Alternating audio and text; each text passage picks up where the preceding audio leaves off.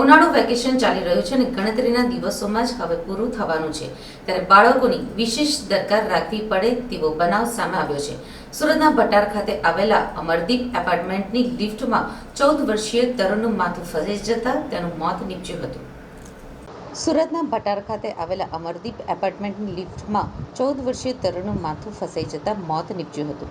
આ તરુણ વેકેશનની રજા માણવા માટે મહિના પહેલા ઓડિશાથી પિતા પાસે સુરત આવ્યો હતો। આશાસ્પદ તરુણના મોતને લઈને પરિવારમાં શોકનું મોજું ફરી વળ્યું હતું।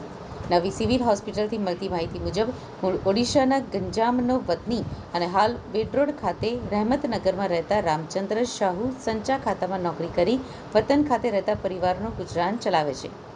રામચંદ્ર શાહુના સંતાન પૈકી રાકેશ, જે 14 વર્ષનો હતો, તે વતનમાં ધોરણ 7માં અભ્યાસ કરતો હતો।